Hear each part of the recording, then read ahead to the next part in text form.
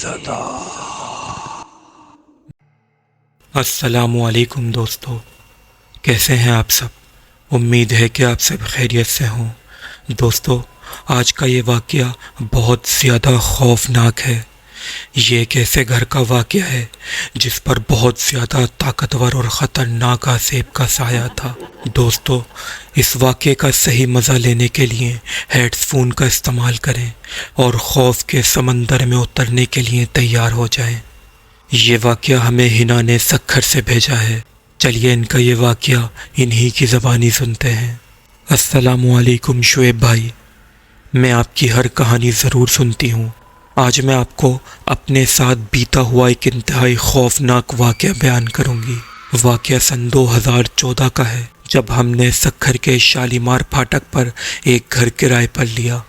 یہ گھر کافی عرصے سے خالی پڑا ہوا تھا اور ہمیں کافی مناسب پیسوں پر کرائے پر ملا تھا۔ ہم خوش تھے کہ کرایہ کافی کم ہے، لیکن حیران بھی تھے کہ ایسا کیوں ہے۔ ہم 2 بہنیں اور 2 بھائی اور ہمارے امی ابو، فیملی میں بس ہم 6 لوگ ہی تھے۔ ہم نے صبح ہی شفٹنگ کر لی تھی۔ رات ہوتے ہوتے ہم سارے کافی تھک گئے تھے تو جلدی ہی سونے کے لیے لیٹ گئے۔ ابھی رات کے 9 ہی بجے تھے، لیکن نیند بہت زیادہ آ رہی تھی، تھکن بھی بہت زیادہ تھی۔ لیٹتے ہی ہم سارے نیند کی آغوش میں چلے گئے۔ رات کو دھم دھم کی آواز سے میری آنکھ کھلی۔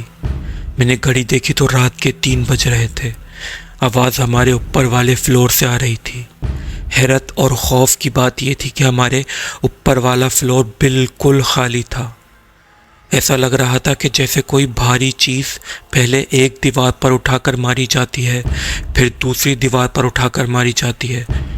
آواز کافی تیز اور گرجدار تھی، لیکن حیرت انگیز طور پر میرا اور کوئی گھر والا نہیں اٹھا تھا۔ میرے دل پر ایک انجانا خوف طاری ہو گیا تھا، نہ جانے کیوں۔ غیر ارادی طور پر میرے پورے جسم پر لرزہ طاری ہو گیا تھا۔ تقریباً 15 منٹ تک یہ بھیانک آوازیں فضا میں گونجتی رہیں۔ 15 منٹ بعد یہ بھیانک آوازیں آنا بند ہو گئیں۔ میں آنکھیں بند کر کے جو دعائیں یاد آ رہی تھی پڑھے جا رہی تھی۔ نہ جانے کب مجھے نیند آ گئی۔ صبح اٹھ کر میں نے سب گھر والوں کو یہ واقعہ سنایا۔ کوئی میری بات پر یقین ہی نہیں کر رہا تھا اور انہوں نے کہا کہ تمہارا وہم ہوگا۔ ابو نے کہا کہ مجھے بتایا گیا ہے کہ اوپر والا فلور تو کافی سالوں سے خالی پڑا ہے اور وہاں کوئی آتا جاتا نہیں ہے، لیکن میں ماننے کو تیار نہیں تھی۔ میں نے کہا نہیں، رات کو اوپر ضرور کوئی تھا۔ خیر، میرے ابو اور بھائی نے میرا شک دور کرنے کے لیے مجھے لے کر اوپر والے فلور پر آئے۔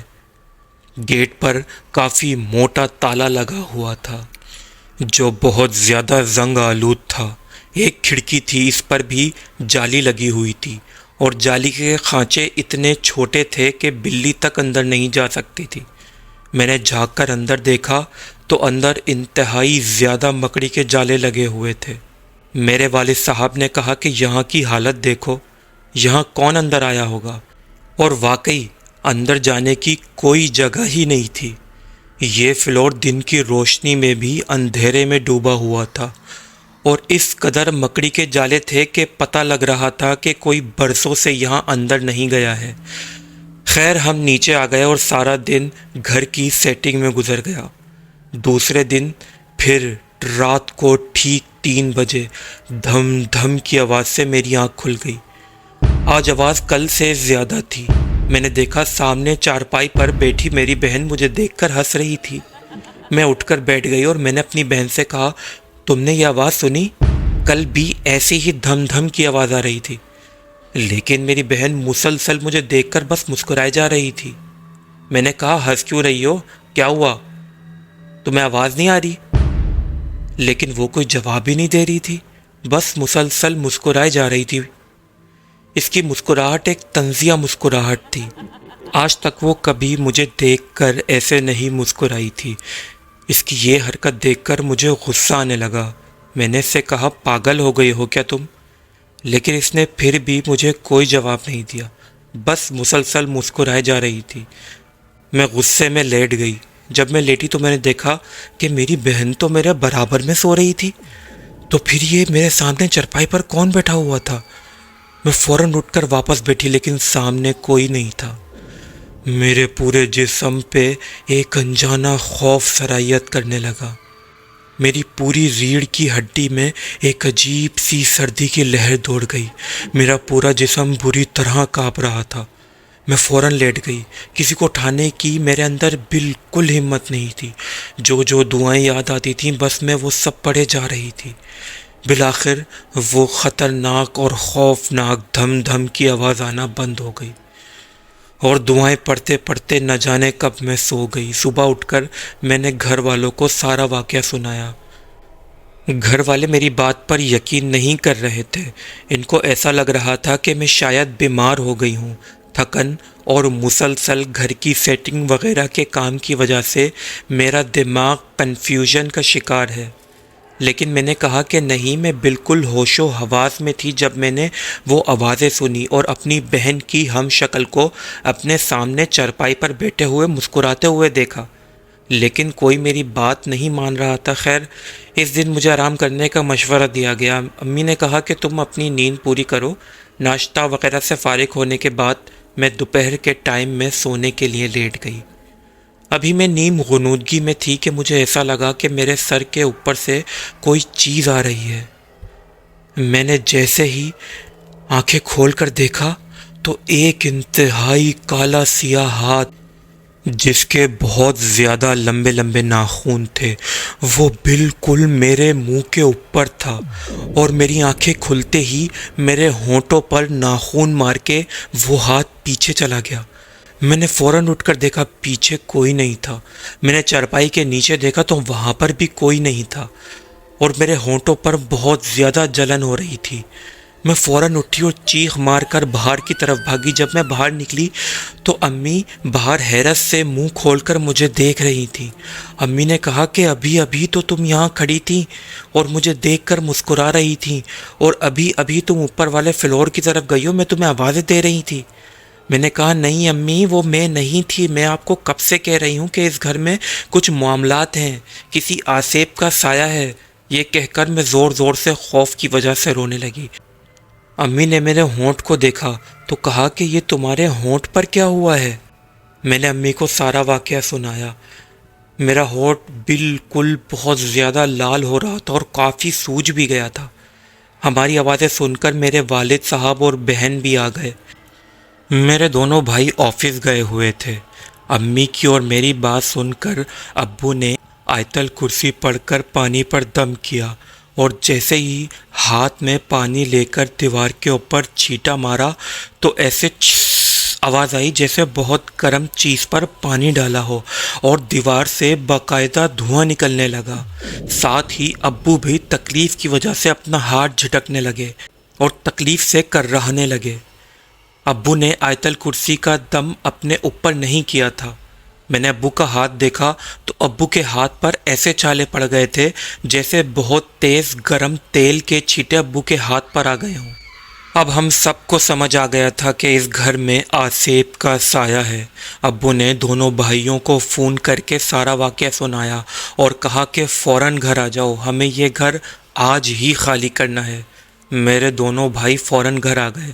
بدقسمتی سے ہمیں اتنی جلدی کوئی دوسرا گھر نہیں مل رہا تھا۔ بالآخر کافی ڈھونڈنے کے بعد ایک گھر ملا، لیکن وہ بھی دوسرے دن صبح مل رہا تھا، تو ہمیں مجبوراً ایک رات اس گھر میں گزارنی تھی۔ جیسے جیسے رات قریب آ رہی تھی ہمارا خوف بھی بڑھتا جا رہا تھا کہ نہ جانے آج رات کو کیا ہوگا۔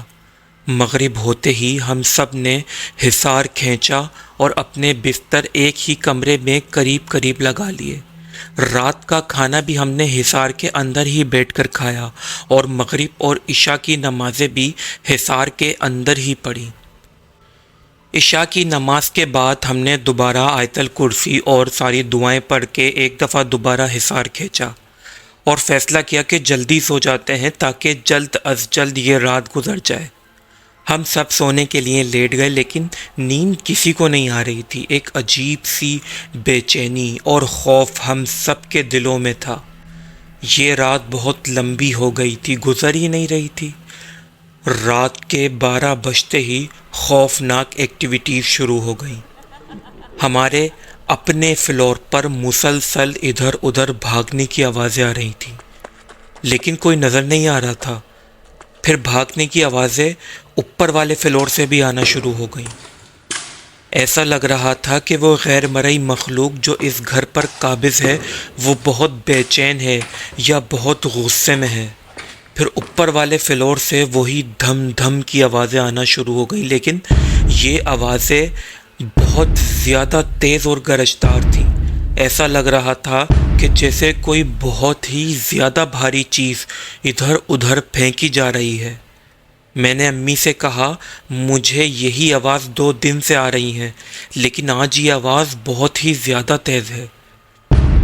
پھر اس کے بعد جو ہم نے منظر دیکھا وہ بتاتے ہوئے ابھی بھی میرے ہاتھ کانپ رہے ہیں۔ جس کمرے میں ہم تھے اس کے برابر والے کمرے میں انتہائی کالی اور عجیب الخلقت غیر مرئی مخلوق چھت میں سے آدھی الٹی لٹکی ہوئی تھی۔ ایسا لگ رہا تھا کہ اس کا آدھا جسم اوپر والے فلور پر ہی ہے اور آدھا جسم ہمارے فلور پر ہے۔ اس کی خلقت سمجھ ہی نہیں آ رہی تھی۔